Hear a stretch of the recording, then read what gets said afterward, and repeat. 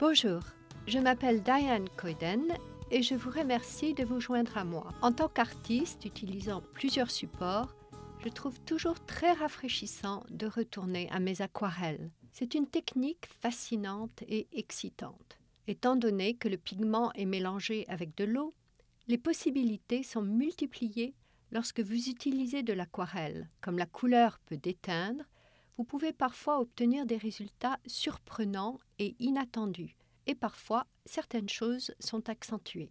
L'aquarelle rend vos peintures encore plus intéressantes.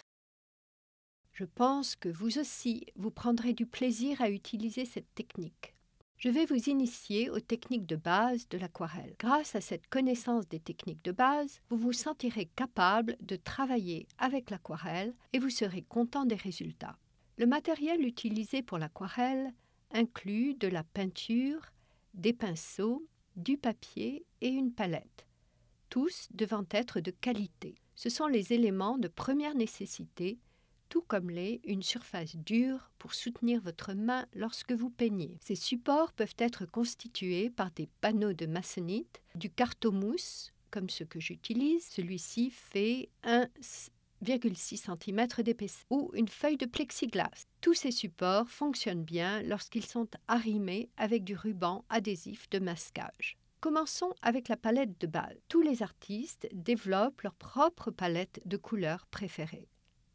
J'ai tendance à pencher vers les bleus, les roses et les couleurs lavande. Mais pour les débutants, une palette doit comprendre cette palette ronde que j'ai ici.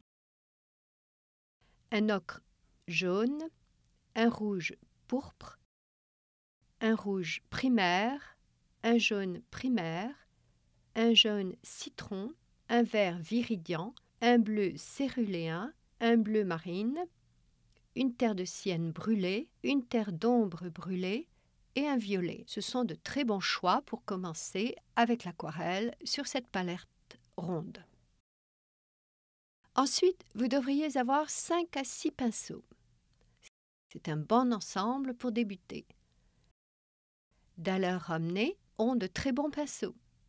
Il faut en avoir un plat comme celui-ci.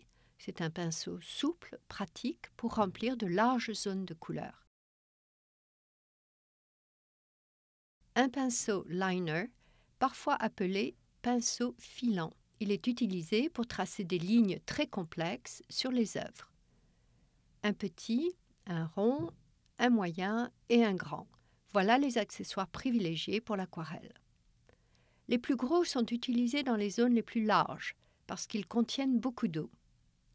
Dans votre kit de débutant, vous devriez aussi avoir un pinceau éventail. C'est un pinceau très utile car nous allons peindre de l'herbe et des bords effilochés. Ça marche très bien avec ce pinceau.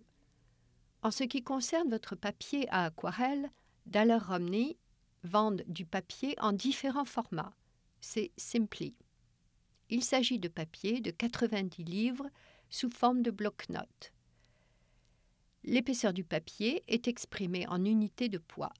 Plus le poids est important, plus le papier est épais. Je travaillerai donc sur du papier de 90 livres, un poids qui convient à des débutants comme vous.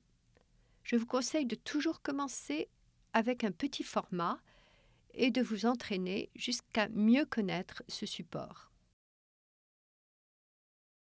En ce qui concerne vos choix de palettes, les palettes existent en différentes formes et différentes tailles.